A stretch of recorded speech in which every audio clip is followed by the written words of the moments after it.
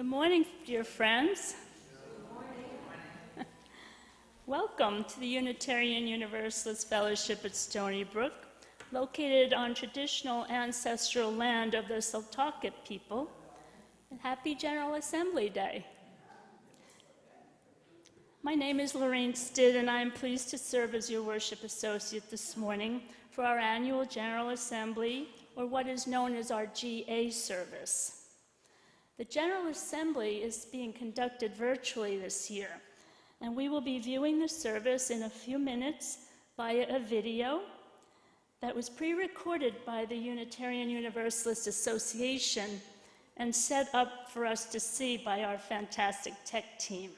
And thanks for all your efforts to help with that. Please note that the service will also be live streamed online at 1 p.m. today, and you may access the link on the GA website or in the news feed that came out on Thursday. You could watch the service again if you want to. I would like to offer a special welcome to any of you who are visiting today for the first or second time, or still feel like newcomers. We are glad to have you with us, and I hope you will enjoy this somewhat unusual service. All of us here in the sanctuary welcome all of you who are joining us online, wherever you may be. Let's give a wave to our online friends through the camera on your left. Good morning. For those who are with us online, if you sign off after the service and then return to our website, you will find the link for joining our small group chats. Whether here or online, those of you who are here for the first time or just visiting us will find some friendly folks who can answer any questions you may have. Ours is a faith which defends, upholds, and practices the democratic process. GA is the venue at which we govern our National Association of Unitarian Universalist Congregations democratically. If you have never been to a GA, I encourage you to go at least once.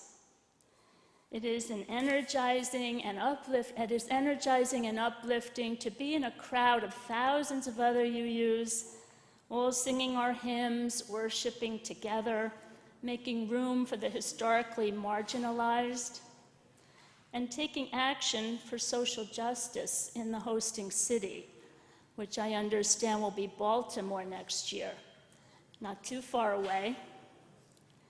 And there is also the option to attend online. Delegates vote on association issues, and our congregation's delegates for this year are Dave Tarbell, Karen Posey, Barbara Coley, and June Cerveni, and our alternate delegates are Joanne Hammer and Laura Lesh. Thank you all for your service with GA. If you want any information on GA, please feel free to check with our delegates or look on the UUA website. The theme of the GA service today is weaving our lives, and is a reflection on what it means to be all tangled up together in this great web of life that is woven with beauty and hardship, love and loss, thriving and struggling, all together. The service will focus on how do we tend to the weaving so that all of us are held in care. Today is also the day that our delegates will be voting on the proposed changes to our bylaws, and the results of the voting will be available later in the day. During this service, there will be an offertory on the video that the UUA will be taking to support the social justice work of Side for Love. Information about that program and the ways to donate will be provided during the video. We will also keep our congregation's spiritual practice of generosity to collect an offering which we will share with a local organization working for a more just future. At the time of the offertory in the video, our board members will come forward to collect the offering here for our Share the Plate recipient for the month of June, and that is the Kids Hangout. The Kids Hangout is a program for the LGBTQIA+ youth and allies entering grades 7 to 10 this fall. The goal of the program is to offer a free one-week experience during the summer where these young people can have fun, make friends, and feel safe. This is a homegrown grassroots program started 2 years ago by our Director of Religious Education, Deb Little, along with 2 colleagues from the Setauket Presbyterian Church. It is not a religious program, but it is a program that is supported by both congregations. The Kids Hangout provides monthly opportunities for the youth to gather, in addition to the one-week summer experience. We're all aware of the hate being directed at this particular community right now, and remember that our fellowship has been a welcoming congregation for years. These programs make a real difference for our own kids as well as others. I hope that you will generously support this program. As always, you may make your gifts on the plate or online. For those online, the link to donate is in the chat comments section right now. Your gifts will be gratefully received and well used by both of these important causes. I did a lot of talking, but now please turn off the sound on your devices. Allow your minds to relax and your hearts to open as we enter into the sacred space of worship with the sounding of our bell and the lighting of our chalice. The video will begin right after the bell finishes ringing, and there will be closing words here in the sanctuary after the video service ends.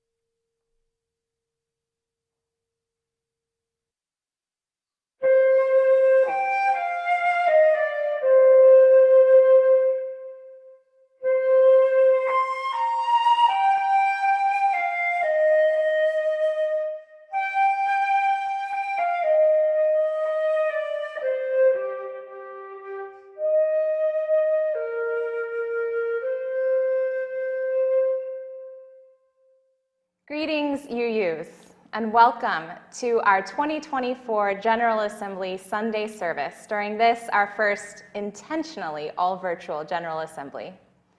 It is a delight to be joining you on screen in your sanctuaries and homes, and it is a joy to be connected across every distance, linked from person to person and congregation to congregation. I am the Reverend Dr. Molly Hausch-Gordon, she, her, minister of the Unitarian Universalist Church of Columbia, Missouri, and I am so honored to lead you in worship this morning, along with a number of dear colleagues and congregants. I am a pale-skinned white woman in the very last months of her 30s, with red hair that is very long on one side and very short on the other. I'm wearing a dark teal blouse with a scalloped neckline and a stole with a dove on one side and rolling water on the other. I'm speaking to you from my church sanctuary in Columbia, Missouri, against a background of large dandelions made of paper plates and napkins and garden hoses by a wonderful artist in our congregation, Lily Johnstone. One of my core beliefs as a Unitarian Universalist is that my life is inextricably bound together with every other life and force on this earth, and I am grateful to be tangled up with you, my fellow Unitarian Universalists. In celebrating the interconnection that I experience daily and weekly, this service will include members of the staff and congregation of our church here in Columbia, and it will also include members of a minister colleague group that I have met with every week for the last 3 years to deepen our practice of Unitarian Universalism. They will each introduce themselves. I am so grateful to remember that so much of who I am and how I think and what I write is formed by these relationships.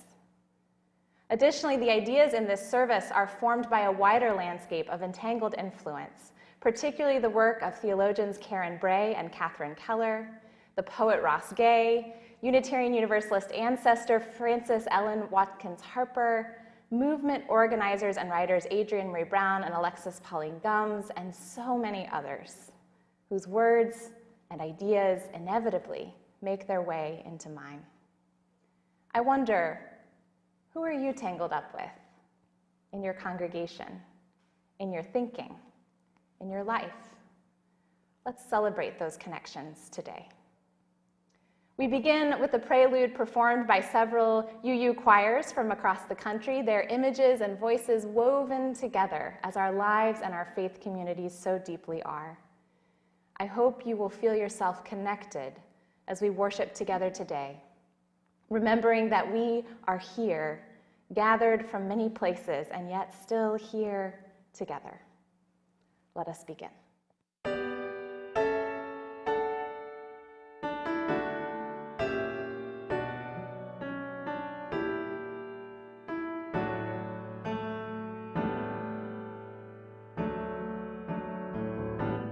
We are here.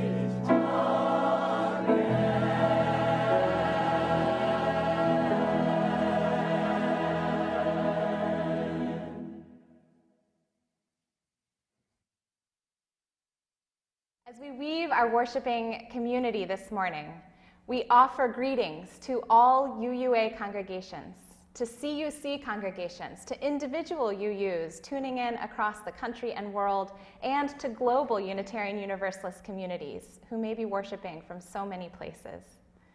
As we begin our service from diverse locations this morning, may we ground ourselves in each of those places, even as our spirits reach out to connect us to one another.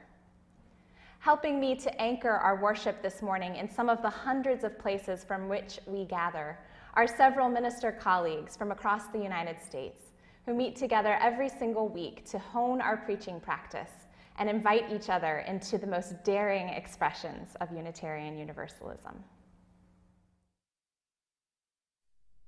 I am Eric Kamenetsky. I am an older, balding man with slightly olive-tinted skin. Greetings from the U.S. West Coast, from Edmonds, Washington, where the deep blue waters of the Salish Sea lap at the shores between the Cascade and the Olympic mountain ranges. The land I join you from has been stewarded for countless generations by the Snohomish tribe and the Coast Salish people who continue their livelihoods on these lands today.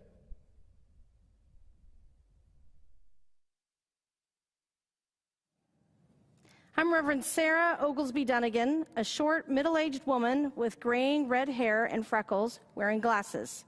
Greetings from the United States Southwest, from Valley Unitarian Universalist in Chandler, Arizona, where the saguaros bloom amidst an array of bright-colored flowers and hummingbirds are joined by coyotes, scorpions, and javelinas, and a desert landscape that is both beautiful and dangerous, and full of surprises.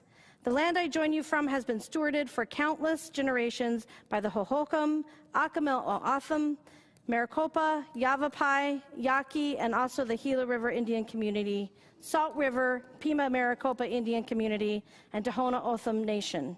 From Arizona, we share our wish of cool breezes, shady spots to rest, freedom to cross borders as needed, and enough water to you, our fellow Unitarian Universalists across the country and world.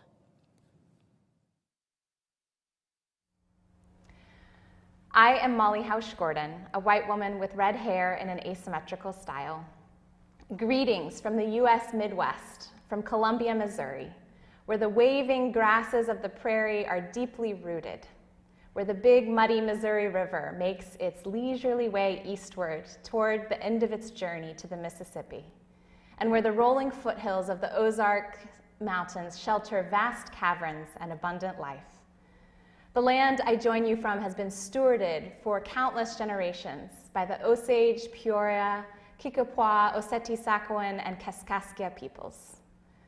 From Columbia, we share our wish of deep nourishment, wide perspective, and bodily autonomy to you, our fellow UUs across the country and world. I'm Sadie Lansdale, a tall white woman with brown hair pulled back in my church bun. Greetings from the United States South, from Greensboro, North Carolina, where the blooms are going wild, the produce is ripening on the vines, and the rivers and creeks that sweeten the earth are thick with life. The land I join you from has been stewarded for generations by the Chiraw, Catawba, Occaneechi, Sissipahaw, Kiowa, and Shakori people. From Greensboro, we share our wish of good food, good music, and rowdy celebration, heaven on earth for all people, to you, our fellow UUs across the country and the world.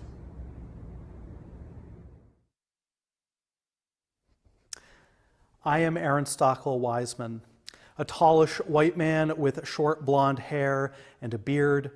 I am wearing a blue ministerial robe and a rainbow stole and I use glasses. Greetings from the United States East Coast, from Framingham, Massachusetts, in the Charles River watershed. We learn about the seasons as the vernal pools fill with water in the spring. They're the home to yellow-spotted salamanders and fairy shrimp. We learn about the seasons too with the vermilion and golden leaves of autumn and the chattering of those bare branches during stick season. The land I join you from has been stewarded for countless generations by the Massachusetts, Agawam, Nipmuc, and Pawtucket peoples. From Framingham, Massachusetts, we share our wish of changing seasons and flourishing life to you, our fellow Unitarian Universalists across the country and world. Greetings to you gathered in so many additional beautiful spaces. Take a moment to feel your body connected to the place where you are as we join our spirits with yours from each of these places. Take a moment in gratitude for the land that upholds and sustains you, for its many stewards across generations, and for the spirit that roots and connects us each to each in a great web of living and loving and worshiping. Come, let us gather.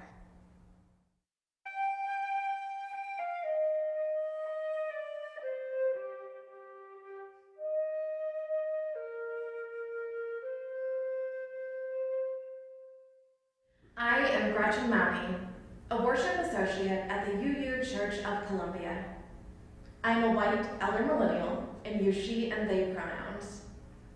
I have short blue-streaked brown hair, am wearing a black blazer over a blue and black abstract patterned blouse, am holding a blue blind cane, and I am joined by members of our congregation to light our chalice, the symbol of our faith in the cup of community that holds us tenderly, and the bright flame of spirit that connects us inextricably. Our chalice is made of hammered metal, with a round base, a platform holding a candle, and two circles arching their way around the flame. We invite you now to join us in lighting your chalice wherever you are, and to let the energy of these many connected flames power our faith with passion and warmth. As you light your chalices, we will share a moment of music and images of a number of chalices from congregations across the country.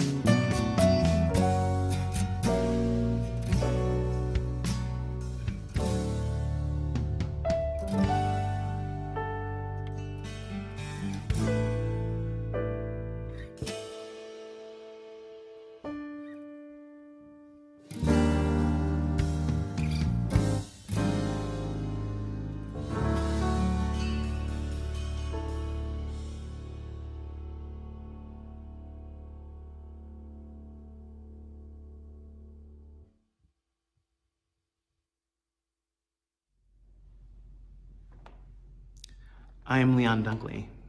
I am an African American man with dreadlocks and an increasingly graying beard. I am wearing a stole that honors the members of North Universalist Chapel Society, or North Chapel, in Woodstock, Vermont, which is the church and the community that I lovingly serve. I'm going to share a story with you this morning from a collection called Through the Mickle Woods by Valiska Gregory.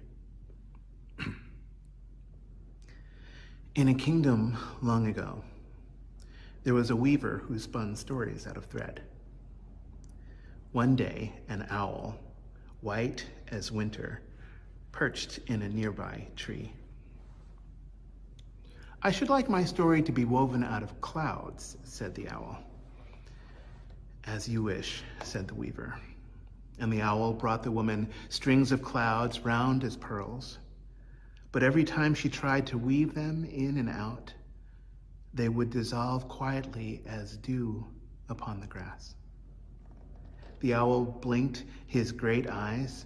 "Perhaps we should add some moonlight," he said, "the kind that shimmers on water." "As you wish," said the weaver. But though the owl brought baskets of jeweled moonbeams, worth more than the king's own crown, the story's cloth would not take shape. "I do not understand," said the owl. "I have chosen beautiful things for the weaving of my story." "Ah," said the woman, "but sometimes the cloth will pattern itself, whether we will or no. You must bring everything, things chosen and things not." And the owl flew over mountains and through valleys. He gathered jade, green as ginkgo leaves, and raspberries red as blood. He flew past villages that were peaceful and past countries ravaged by war. And when he returned with all of the things that he had found, the weaver smiled. "These will do," she said. She took the things that the owl had brought, the threads of sunlight fine as silk and cobwebs gray as skulls, and wove them together into a cloth. And when the owl pulled his story around him, it was so full of woe and gladness, so beautiful and strong, that when he stretched out his new-made wings, the people thought he was an angel hovering over the breathless sky.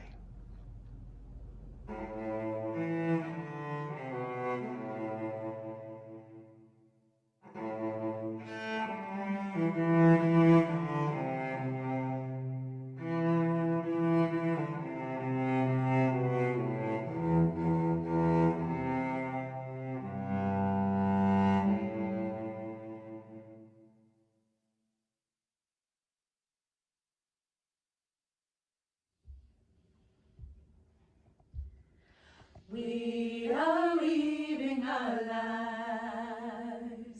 We are weaving our hearts and our minds. We are weaving the bright and dark threads of our journeys through. We are weaving our lives. We are weaving our lives. We are weaving a blanket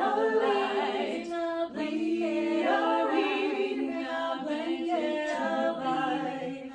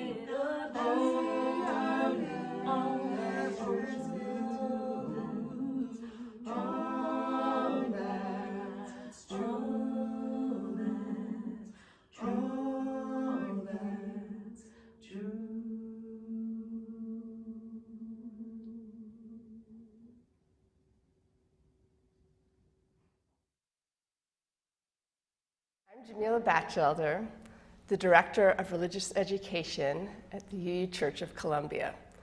I'm a 46-year-old white woman with lots of wavy dark blonde hair, and I am wearing a Art Nouveau print wrap dress in shades of turquoise, aqua, black, and gray. My name is Violet Vonnerhaar. I'm the Director of Music Ministry here at the UU Church of Columbia. I'm a 30-something white woman with short, blondish, brownish hair, wearing gold glasses, and also got an Art Nouveau style handkerchief I'm wearing with a white shirt. And together we are going to lead you in a moment of centering, as we do each week here in our congregation. I'd like to invite you to find a comfortable position for your body. Feel your contact with the seat or with the ground. And take a moment to bring your attention to the steady rhythm of your breath, in and out, for a moment finding your center.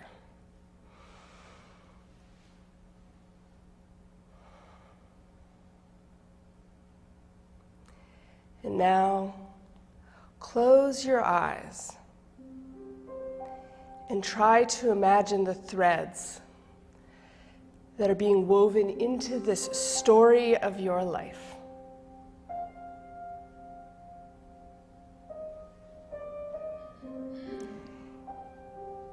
Each experience, each feeling, each love and sorrow, its own thread.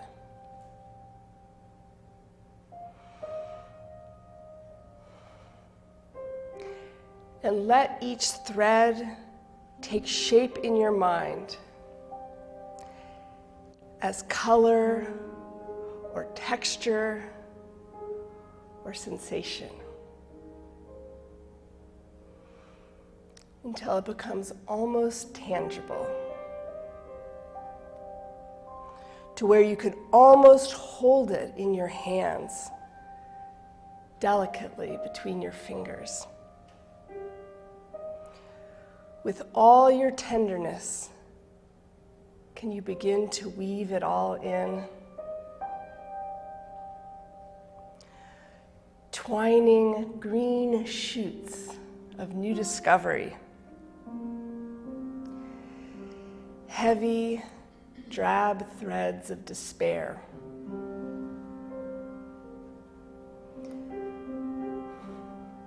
The sparkling sunlight of unexpected joy.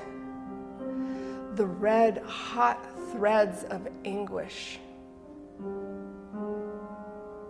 The strong and supple threads of deep friendship. The endless threads of grief that weave themselves in again and again throughout the fabric,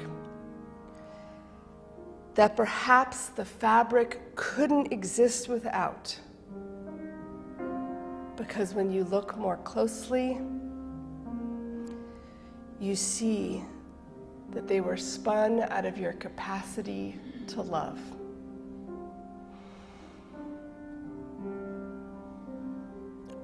What is weaving itself into your story? What makes the fabric strong? What makes it vibrant? What gives it poignancy?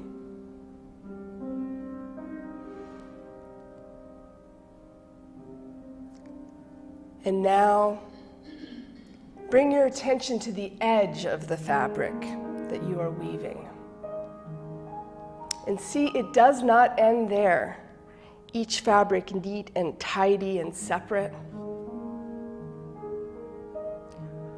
Open your mind, your heart, your spirit to threads being woven from 100, 1,000, from countless others weaving into yours in colors and textures you could never have imagined. Sometimes weaving together roughly in complicated patterns, sometimes beautifully and seamlessly. Sometimes some of both. Can you hold the tenderness of their stories? The tenderness and care of this weaving together?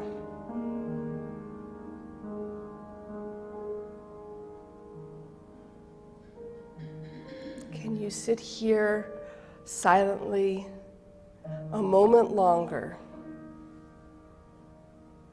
in tenderness, in love, in awe at this creation, at all that has been woven?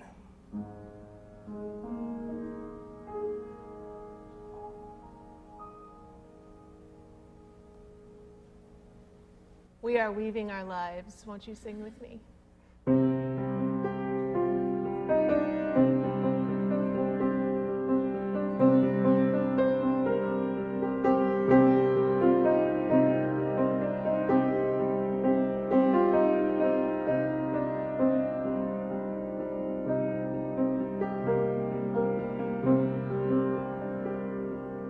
We are weaving our lives. We are weaving our hearts and our minds. We are weaving the bright and dark threads of our journeys through. We are weaving our lives. We are weaving a blanket of light. We are weaving a basket to hold all that's true. We are weaving our lives. We are weaving our hearts and our minds. We are weaving the bright and dark threads of our journeys through. We are weaving our lives. We are weaving a blanket of light. We are weaving a basket to hold all that's true.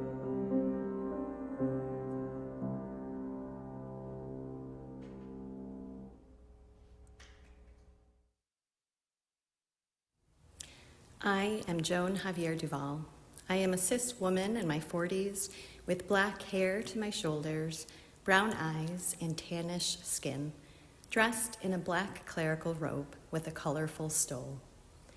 Will you join me in the spirit of prayer or contemplation? Holy mystery, silent presence, uncertain bearer of the weight of it all. In these quiet moments, we tune in. We listen for and seek out the maybe still breathing, perhaps still whispering, faintest sign of the universal good. We await wisdom between the cacophony of distractions pulling us towards untruth and falsehood. We await relief amidst the shrill cries of desperation, of we've had enough, of when will they stop killing my people, of how much more will the waters rise, of when will it be safe to return to my home, of how much longer can I hang on we listen, we attend, and we wait. Through the tumult of these days, we seek assurance. We seek the fulfillment of a promise made to ourselves, a promise made to those we have been stretched to call neighbor, a promise written and enshrined and yet unfulfilled. Help us, abiding mystery, to hang on, to hold on when all is in question, when all is in doubt. Help us to stay firm to our own commitments and our own promises. Lead us back into connection, back into the bonds of humanity that help us to know each other as beloved. May we continue attending with care. May we keep watch. May we beckon love and justice and mercy with our own whispers, with our shouts, with our cries, until all know themselves part of the circle of love. Amen. And we continue now with several minutes of contemplative music and images of candles on the screen. You may wish to share your congregation's usual rituals of prayer or joys and sorrows during this time by pausing the video. Or you may simply take a moment of breath and attention to enjoy some quiet contemplation.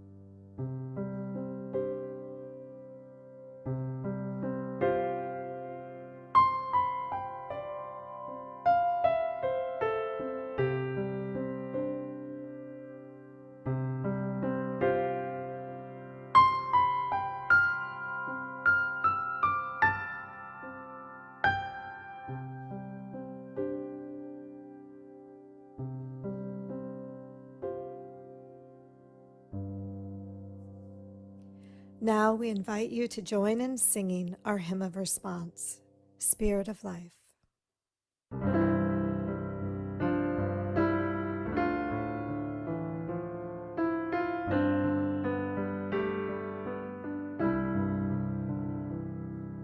Spirit of life, come unto me. Sing in my heart all the stirrings of compassion. Blow in the wind, rise in the sea, move in the hand, giving light the shape of justice. Moves wandering house, wings sadly free. Spirit of love, come to me, come to me.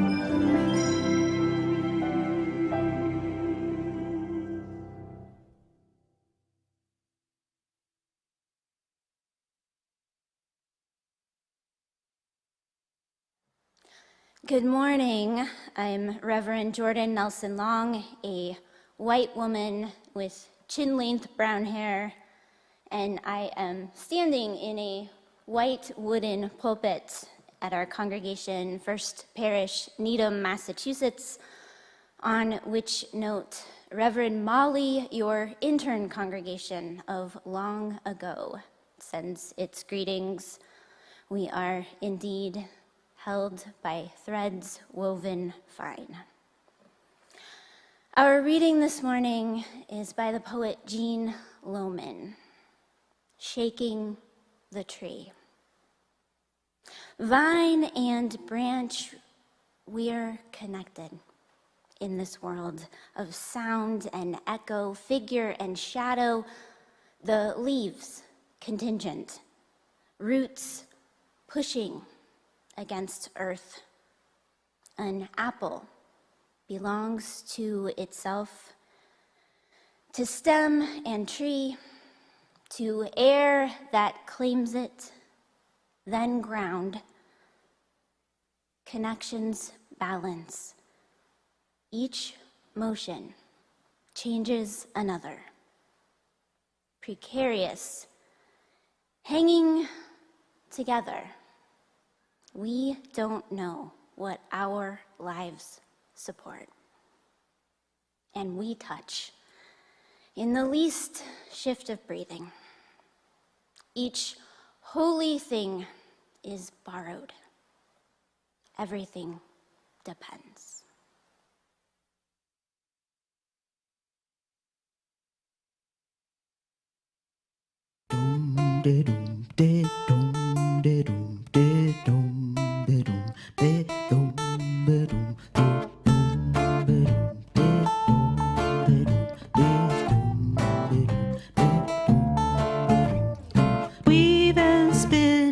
Weave and spin. This is how our work begins. Mend and heal, mend and heal. Take the dream and make it real. Weave and spin.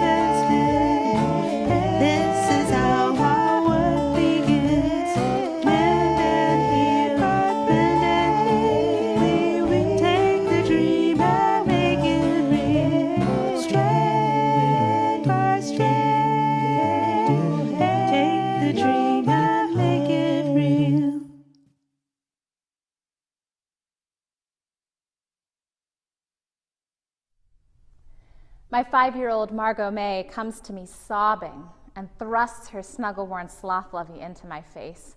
"Baba is ripped," she cries. "I love her so much. Can you fix her?" I tear my eyes away from my phone, where I've been watching a photojournalist's video of a child just like my own, covered in the dust of bombs, vibrating with medical shock and soul trauma beside a pile of rubble in Gaza. Child, I can fix nothing. But I pull her to my chest and let her tears join mine. 30 years before, I sit with my great-grandmother Iva May at the table her mother brought in a wagon across the prairie, running my hand over a notch worn smooth by wagon wheel and worrying of women. I'm 9.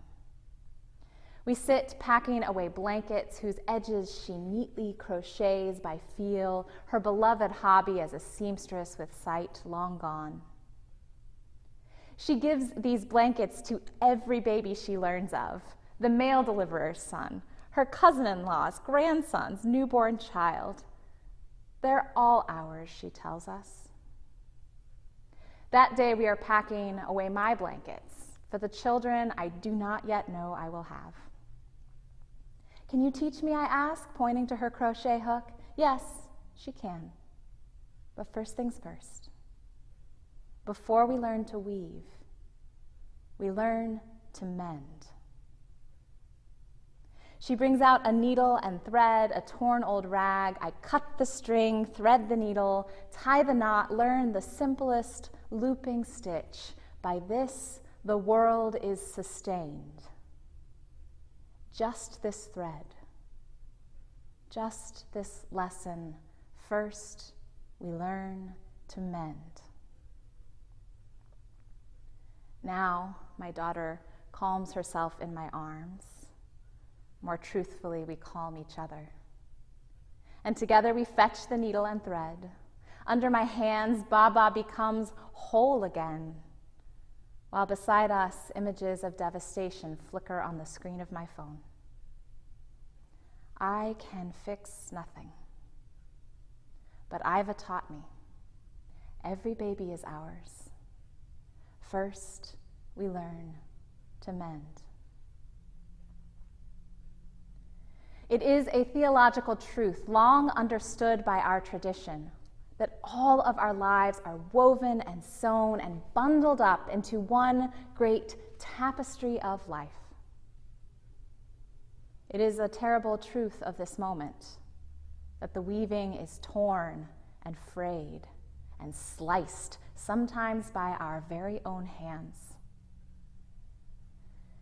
And I'm not certain that we have learned well to mend. Friends, I want to speak to you today of the web of life, an existential fact about which we Unitarian Universalists love to sing and rhapsodize and sometimes joke. Did you see the UU Valentine that said, "Baby, let's let our interconnected webs interconnect"? It's beautiful, isn't it? The web of life. Sparkling with dew like jewels at every join. All the ways we are connected, accompanied, and so deeply held across all of time and all of space. The depth of our interdependence means that you are in the dancer showing something true about love in the shape of her arm, and in the painting glowing with impossibly captured light. It means there is something of you in the way a rose unfurls, something of you in the engineers that found a way to reach the stars, and something of you in the stars. All of life is woven thick, and that means we are each reflected in poetry and in prayer, in science and in every silence. We are echoed in the ocean waves and found in the deep. How beautiful. You could almost forget, couldn't you, that a spider's web is also the tool of a predator, that a web is sure death for the fly. Our connections are sticky, and sometimes they are terrible. We are in the rot as much as the roses. And there is something of us in the avarice of the billionaire who hoards 10 lifetimes of security while everyone else teeters at the brink of disaster. And we are not separate from the old boy sneering with racist slurs and a powerful need to be better, to make others less. Or from the casual, vast cruelty of the truly powerful. We are not separate. And for me, there is this. My great-grandmother, Iva May, who crocheted countless soft blankets to hold new life, she also upholstered the plane that destroyed Hiroshima. How do I hold both of those things so tenderly? Our connection is a soothing balm, but it is also in those bombs. Every baby is ours, and so is every harm. The tapestry of our lives is thick, woven, warp and weft of love and pain. It is beautiful and it is awful. Our interdependence is sustaining and threatening. And God, sometimes I wish it was just one or the other. Our whole culture is set up to tell us it's only ever one or the other. My survival brain would really like it to just be one or the other so I would know how to act. All of us sometimes behave like it's only one or the other, like we're all saved or all damned, all good or all bad. Like we could cut away the harm and have only the love. I know I've wished it for my family tree. To trim off the branches of shame and only let the good stuff remain, perfectly formed, all blessed, wholly uncorrupted. I've wished it. And how could I not? It's in our faith to pursue that moral perfection. Our great-grand forefather, William Ellery Channing, told us that we could, that we should grow in likeness to God. Really, that was the Unitarian good news, that we could grow in likeness to God, could become less messy, more divine, leave bad behind for good, make our way up the shining hill, no mistakes. But hills keep rolling on, high to low, and messing up is how we grow, and growing never ends. And no matter the language you use for the ultimate, perhaps you've been left with just that likeness, just that purity, just that choice, perfection or damnation. And are you just exhausted from the climb? Because maybe you're afraid that they're onto you. Your congregation, your friends, your colleagues, or your people, that they know you haven't got it all right yet. That there's still some greed in you, or some confusion and lots of fear. Maybe you're afraid that you haven't got it all right yet, and that makes you all wrong. And maybe you've even tried to slice yourself out of the web sometimes, because nobody told you that you could just keep growing, because nobody ever taught you how to mend. And even when we do feel like we're getting it mostly right, it hurts sometimes to be so tangled up, to be present to all that beauty and all that pain at once, to hold your sparkle-eyed child and her precious stuffed sloth in your lap while another child is covered in the dull dust of bombs, and yet another is dead in her mother's weeping arms. It aches to be so tangled up. No wonder the weaving is frayed.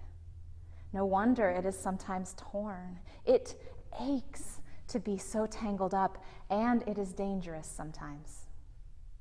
When everything depends, one misfortune can send it all tumbling to disaster.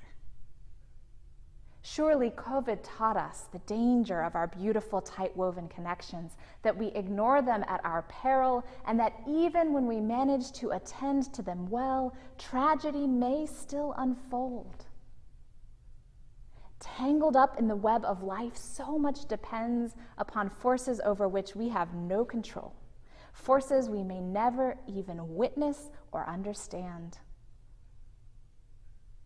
We are at each other's mercy, and not all of us are merciful. The poet Jean Lohman writes, "Precarious, hanging together, we don't know what our lives support, and we touch in the least shift of breathing. Each holy thing is borrowed. Everything depends." Our interdependence sustains us, and because it sustains us, it also makes us so vulnerable to one another. There is no outright safety to be had in the web of life. There never was. It is dangerous to be so tangled up, and it aches. No wonder the weaving is frayed. No wonder it is sometimes torn. And the call of our faith is to respond to these tangled realities all at once. The sustenance and the danger, the holding and the teetering, the beauty and the pain. We really don't like to feel that second part. Sometimes we try to slash and hack away at the web to avoid that second part. Maybe if we could just cut ourselves away from that interdependence, we could be safe. Maybe alone on our own, it wouldn't ache. If I don't rely on you, I could be sure I was okay. And if I leave first, they can't kick me out. And if I distance myself from your mistakes, I won't get kicked out too. And I'll never have to reckon with the shame of things I used to do before I knew. So slash and hack and tug away. And the power hoarders and the supremacy systems and the forces of empire, well, they are standing by, sharpening their knives. They're whispering to us that we don't have to depend, and that the cost of our separation, well, it would only be the parts of us that hurt in the first place. All we have to do is cut out the warp of the weaving, slice away the pain and fears, cut out the anger and the longing. That doesn't sound like such a bad deal, does it? Until the weaving won't hold, because we aren't whole. Until it all begins to unravel and our humanity leaves us too. And the weft of joy that cannot stay without the warp of sorrow. And the weft of love that does not exist without the warp of loss. Our lives must have them all. And not just our lives, life on earth must have it all. Every strand, every warp and weft. Yes, it aches to be so tangled up. Yes, it is dangerous sometimes. And yes, empire is standing ready with a knife, inviting you to cut your way free of the web. Don't. You must stay. You must stay woven in. Everything depends on us all staying woven in, on us each learning to mend. Everything depends. And any separation we might win would be an illusion anyhow. Interdependence is beautiful and it is terrible, but more than that, it is. Our entanglement comes from living in a universe of bouncing atoms and growing life and exploding stars. We cannot escape it if we try, and we harm it when we try. We harm it when we try. So what if instead we hold on tighter to each other, and so embraced we learn to abide,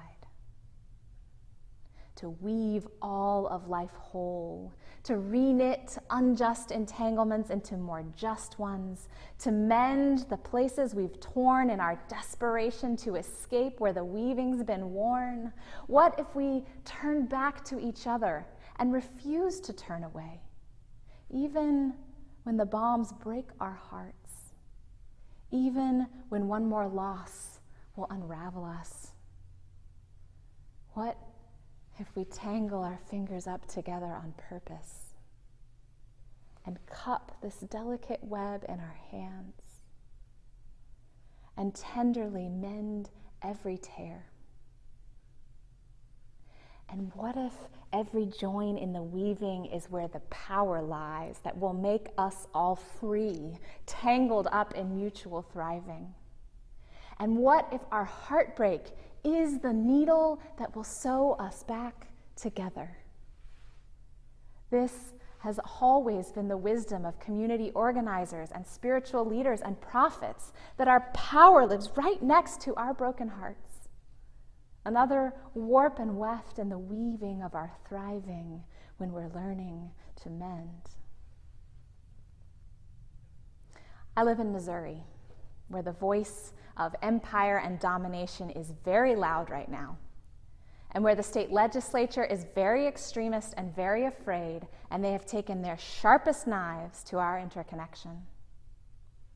They are afraid of how life and death intertwine, so they have banned abortion. They are afraid of how possibility and unruliness dance together, so they have banned gender-affirming care. They are afraid of the way curiosity unfolds into deeper mystery, so they are defunding education. And I wonder, where are their hearts broken to? And I wonder if we can help them learn to mend, because we need them to weave themselves back in, because we can all turn back to each other again. Because right next to the threads that they have tattered, there is also a strong woven Missouri, ready to receive and reweave what is frayed. A Missouri where farmers with Missouri Rural Crisis and activists from the Organization for Black Struggle and union members from Jobs with Justice have spent years investing in our web, building deep relationships together, fighting factory farming together, protesting police brutality together, successfully raising the minimum wage together, and getting abortion rights back on the ballot together, because they know that they are intertwined. Because they know in their bones that their interdependence is an inescapable fact. Because they would not leave this web even if they could, because even though it aches and even though it is dangerous sometimes, it is so sustaining and so beautiful. In this Missouri, we live in a vast and shining web of organizing relationships where we stay connected, where we prize our interdependence, where we turn toward each other, where we mend what we tear. And yes, we are heartbroken together. And there we find our power. I hope you have a web like that too, in your community, in your congregation, in your beautiful family of choice. I hope you are weaving a beautiful web like that, where we already know that love and loss are intertwined. And because we've accepted that tender truth, the power of our care cannot be stopped. And this too is the promise of our faith, that when we accept the tender truth of our aching, dangerous, sustaining connection, the power of our care cannot be stopped. We UUs know the whole woven web, joy and sorrow, hope and despair, and at our best we are rooted in it, and we are sustained by it, and there is nothing woven that we need to fear, because we are learning to mend. because we are willing to cry and rage together and dance and rejoice together. And with the strong threaded needle of our heartbreak and our care, we are present to all of it together. And that is where our power lies. In depending on each other and knowing we depend on each other and being unafraid to depend on each other because it's all woven so tight, because everything depends. I am sitting with my daughter, mending her snuggle-worn sloth and stitching myself in with the children of Gaza. I am sitting with my ancestor learning to sew and stitching myself in with the victims of that bomb. I am sitting here with you, deep in the web. We are here together, tangled up in the gorgeous ache of love, weaving and mending, and when all else fails, joining our tears. By this, the world is sustained. Just these threads, all of them, wound and bound together, unbroken or mended, encircling. And finally, we pray, we promise, we proclaim. Finally, woven whole.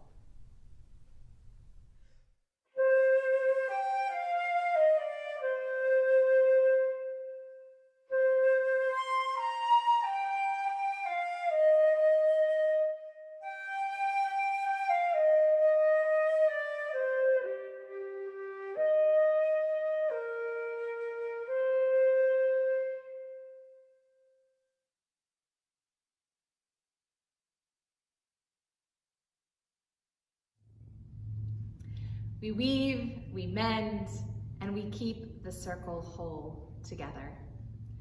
As we pass this yarn ball around the country to UU congregations all over the United States, will you join us in singing Circle Round for Freedom?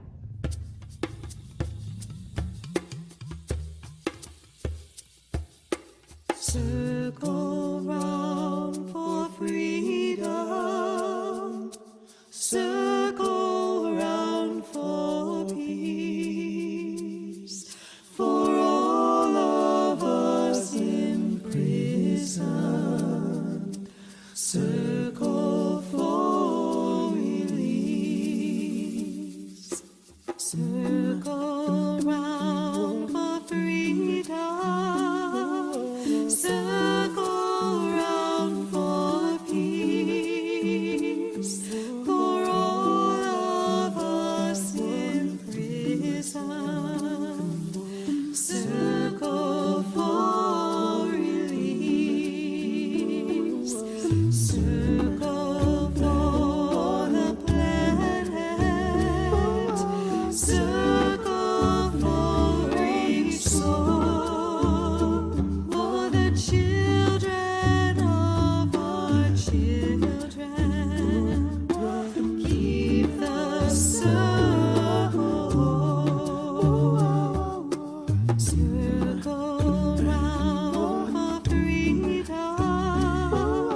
Circle round for peace. For all of us in prison.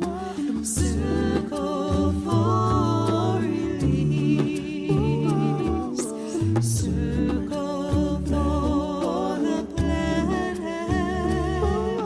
Circle for each soul. For the children of our children. Keep the circle whole.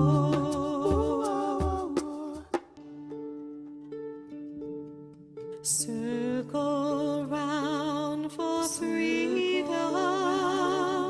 Circle round for peace. For all of us in prison. Circle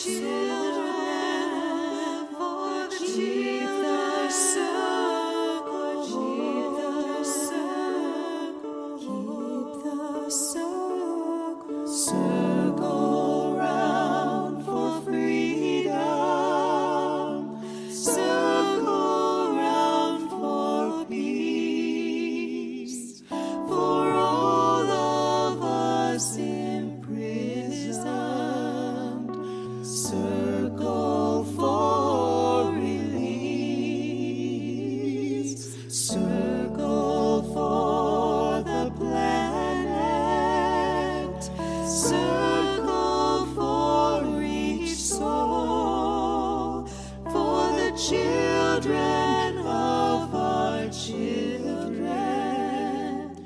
Keep the circle whole for the children of our children. Keep the circle whole.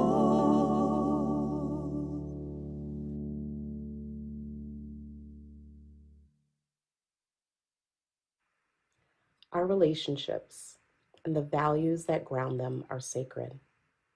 And just as they are the thread that weave our covenantal community, our web of interconnectivity is what holds the strength and possibility in our justice organizing work.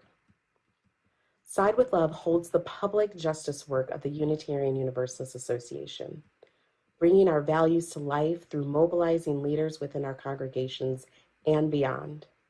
And in these times, where threats to democracy and liberty devastate our communities, our families, and our individual lives, we are fortified by the truth that throughout history, people, Unitarian Universalists, rise to meet the moment, to side with love and struggle towards the highest aspirations of our faith, to reject the disposability of any human being and proclaim all are worthy of love and belonging, and to make it so through our actions. Side with Love works on 4 intersectional priorities: democracy with UU the Vote, climate with Create Climate Justice and the Green Sanctuary programs, LGBTQ and gender justice through Uplift Action and decriminalization. In 2024, we are rising to the challenges that we are facing in our world today. Launching the first ever faith-wide climate revival that will break down silos and springboard hundreds of congregations to usher in a new era, moving beyond extraction and into a wider climate justice movement. Supporting congregations with tools and trainings to equip us to take courageous and impactful action.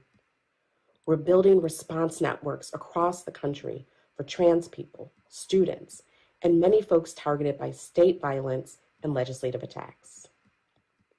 Side with Love calls on us to show up, to be bold, and to be a part of a moral majority that knows another world is possible.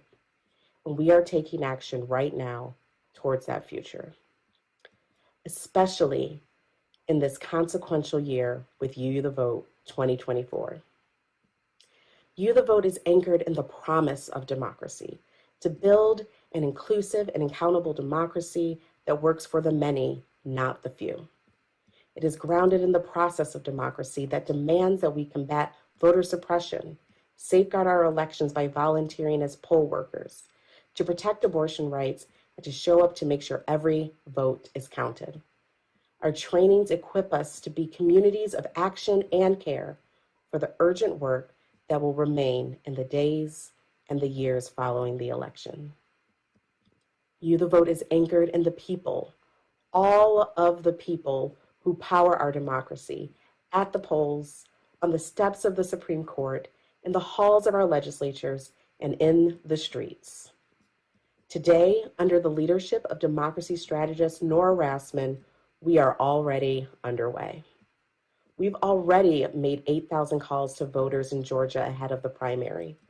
We mobilized congregations to action in Orlando, Sarasota, and Palm Beach to cross the finish line and add to the nearly 1 million petitions that got abortion protection on the ballot.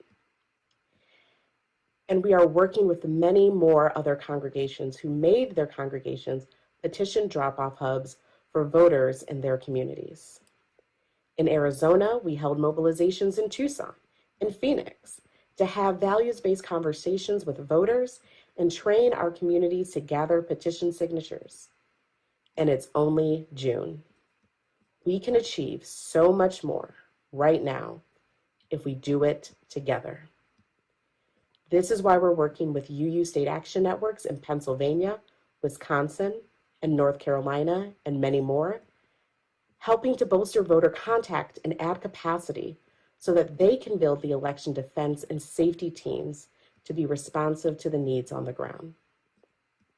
Together with national partners like Power the Polls, we're filling in the gap of a major poll worker shortage that leaves the administration of our elections at risk.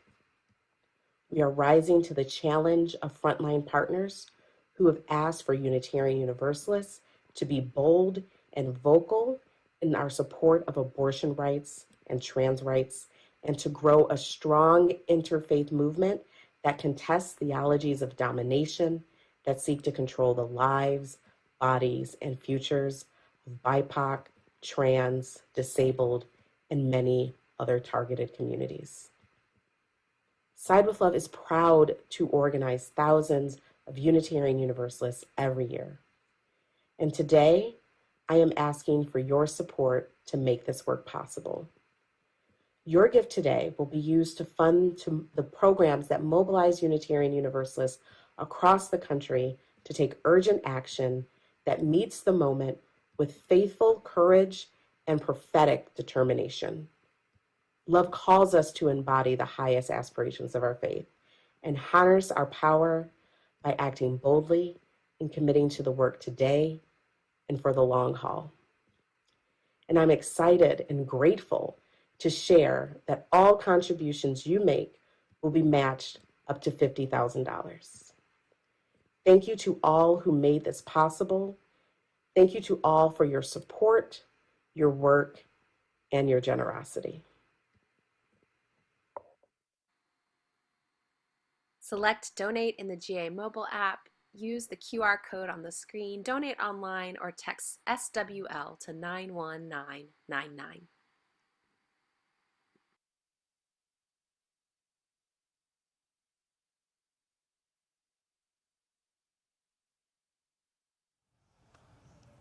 My mama said to me, hold on, you gotta be wise, hold on. Momentary dreams can be gone. Water through your fingers you can't hold. Baby, hold on to the things that you love. Show me who it is you are. Never let that feeling go. Let it show. My mama said to me, stay on, no matter what they tell you, girl, save on. Everyone that seems alright has a soul that's hurting deep inside.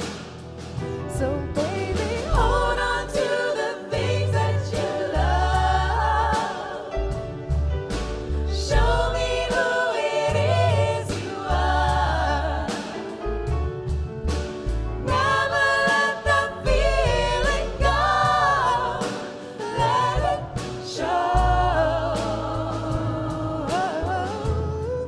My mama said to me, hold on, you gotta be wise, hold on. Momentary dreams can be gone.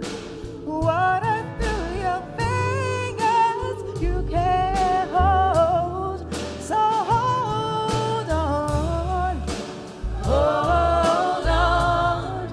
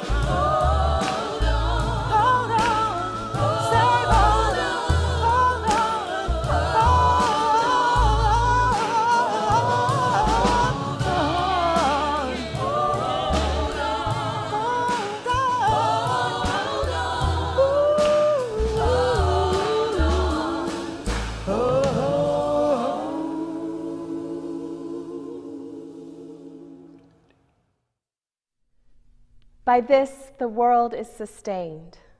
Just these threads, all of them, all of us, woven together, learning to mend, keeping the circle whole. Go in blessing, UUs, and be a blessing to a world that needs our care.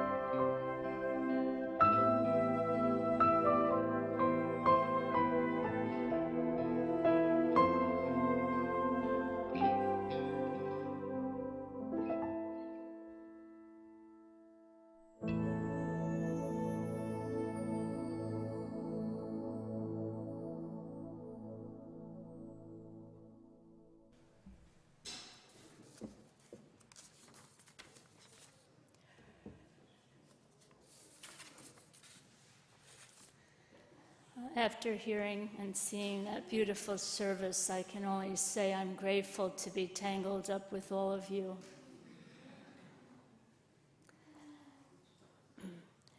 I have some closing words from James Baldwin. I'm going to extinguish our chalice, and after the closing words, would you please just stay in your seats for a few extra minutes?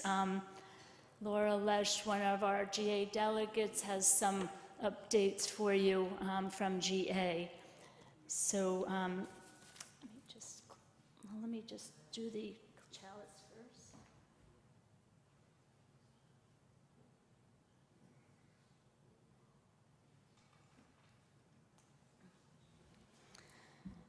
Words of James Baldwin: nothing is fixed forever and forever. It is not fixed. The earth is always shifting.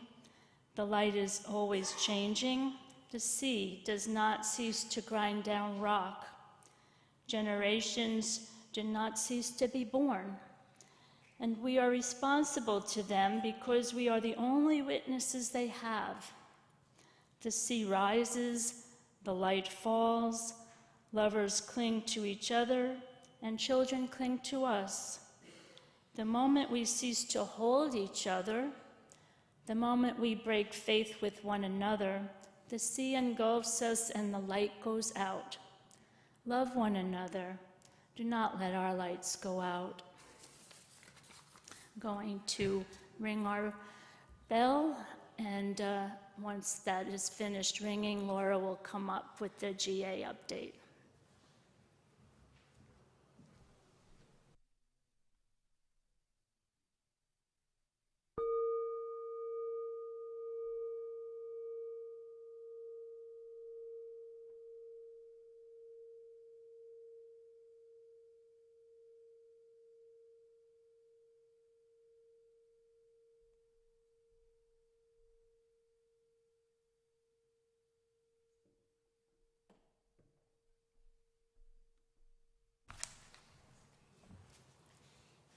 I know this has been a long, though beautiful service, and I'm not going to keep you from your coffee any longer than just saying this.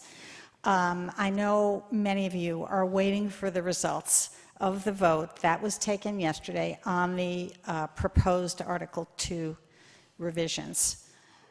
The UUA is our tangled tapestry of congregations. The revision of their bylaws, which includes the Article 2 revisions, has no direct impact on our congregation or any other UUA congregation. Each congregation has their own bylaws and will determine our own covenant and purposes and sources. And ours are being worked on now, and we have to, as a congregation, have to vote on our own bylaws, their revisions, in order to either incorporate or not what's being done on the national level. The vote was taken, the big vote was taken yesterday, the big votes, I should say, because we voted on 3 actions of immediate witness, and our own Pastor Madeline introduced a responsive resolution to one of them, and I can give you all the details during coffee. But the main thing I want everybody to understand is that these are standards, these are aspirations, these are suggestions, what's coming from the UUA. We will make our own choices based on our 5th principle of the democratic process. Any questions about that? Just see me after coffee hour. Thanks for coming, everybody.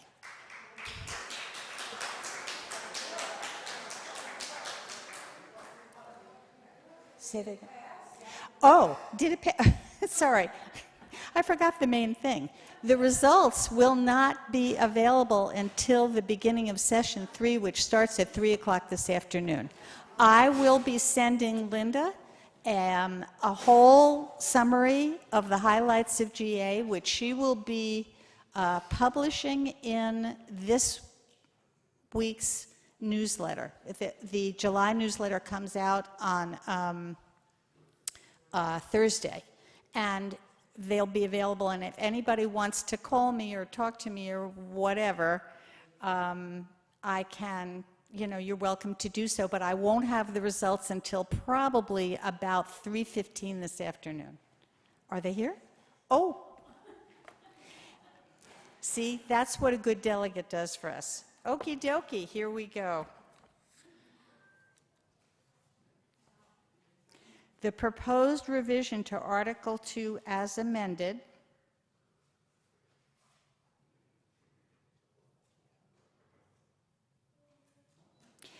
(80.2% of the delegates voted for it, 19.8% of the delegates voted against it. Who cast votes?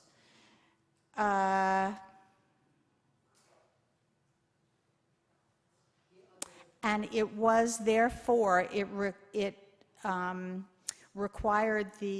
attained the 2/3% that was necessary to adopt the Article 2 revisions.